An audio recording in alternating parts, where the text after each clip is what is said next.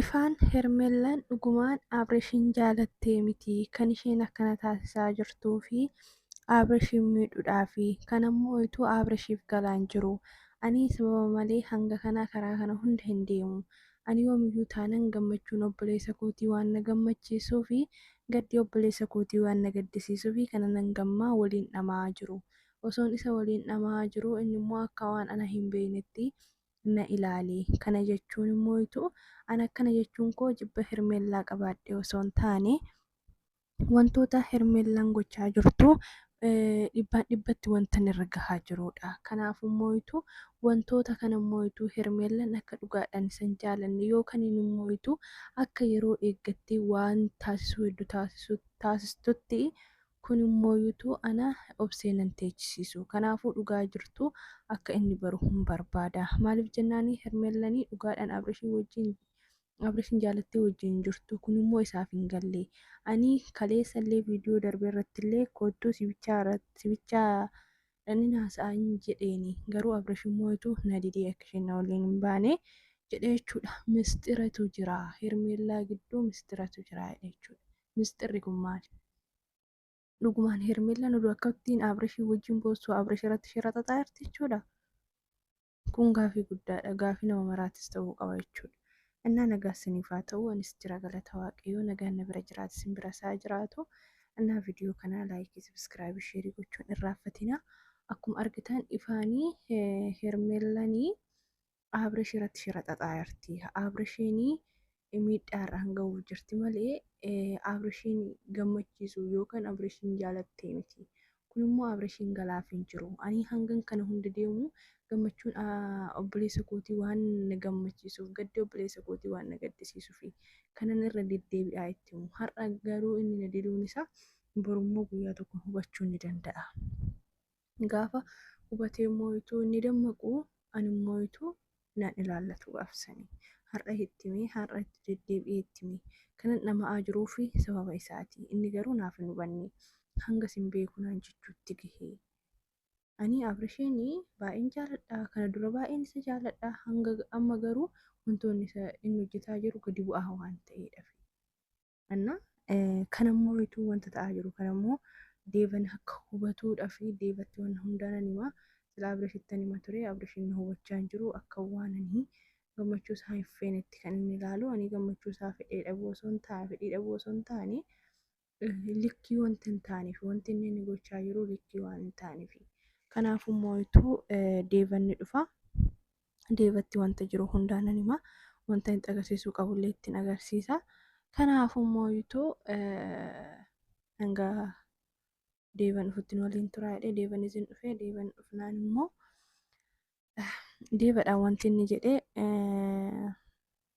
har'aa wanta siyaamee fi wanta tokko jira. Abreeshin akkuma argitu hubachaa hin jiru. Ani immoo kana hunda taasisaa yeroo fi sababa Abreeshii fi malee ani ofii kootii wantan keessa argadhu hin jiru. Firoottaa waliinis jiraatu jiraachuu baatus. Hermeellaa waliinis jiraatu jiraachuu baatus.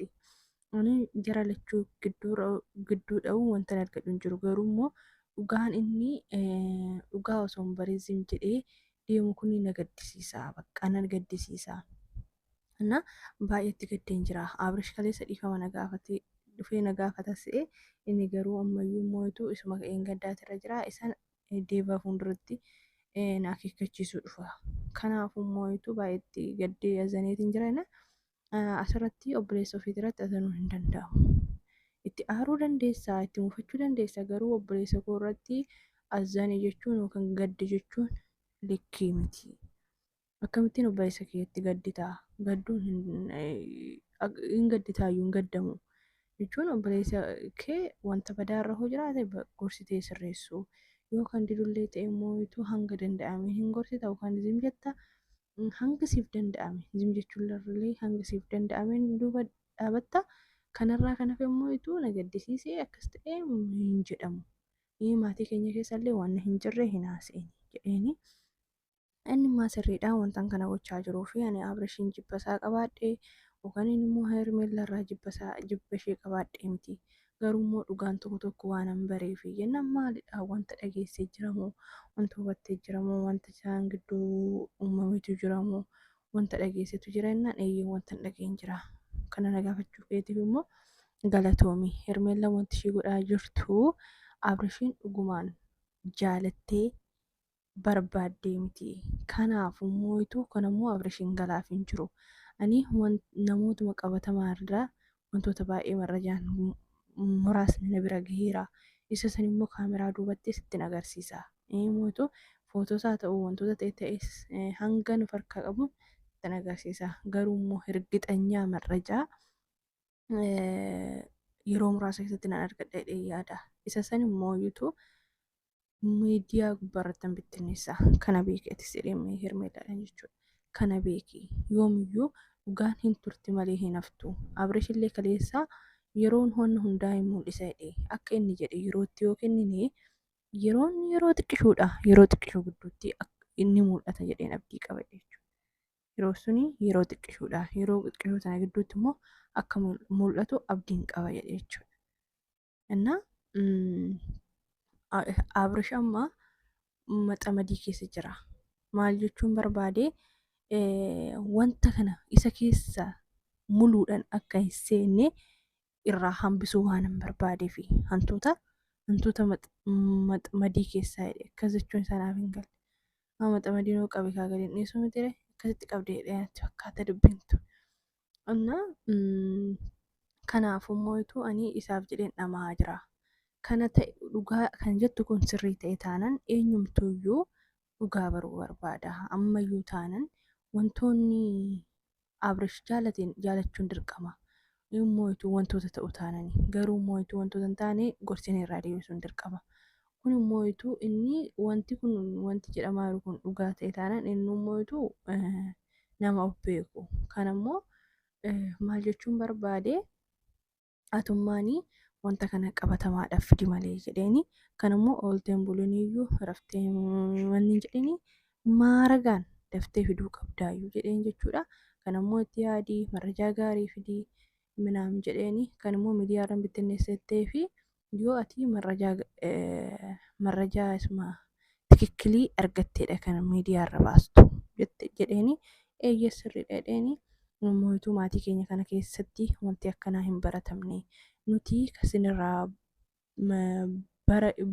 isinirraa hawwinu gammachuu keessanii Ruutaa Abrish yeroo akkasittiin gammadanii jireenya gammadaa isin jiraatanii gammachuun keenya ammayyuu sammuu keessa kan astaawwasutu jira. Kanaafuu isinillee daa'imummaarraan akkaataa itti waliin guddattan gammachuudhaan jaalalaan akkas barbaannaa yoomiyyuu taanaan maatii keenya keessatti wanti akkanaa hin baratamne waan ta'eef akka waanni akkanaa nu gidduutti hin baratamne. Wanti jiru kamiyyuu isin siraatan fidiitii wanti hunduu akka xumuramu barbaada jechuudha. Hannaa haala saniin ifaan immoo kaameraa duubatti asitti agarsiisa jedheeni kaameraa duubatti Hermeellaan dhugumaan Abrishiin zallaluu yookaan miidhuu barbaadde sababbii miituuf yoo gara Ruutaa fa'aatiin ta'e malee gara biraatiin garri isheen miituun hin jira yaadu. Akkamittiin miti? Sababa maaliitiif? Yoon jaalanne dirqamaa sin jaaladha jechuun hin barbaachisaa. Naaf hin galle. Hundumaafiyyuu viidiyoo kana laayikii, sabskiraaybii, sheerii gochuun hin irraanfatinaa. Hanga viidiyoo biraatiin immoo deebi'ee dhufutti nagaan naaf turaa. Baay'ee.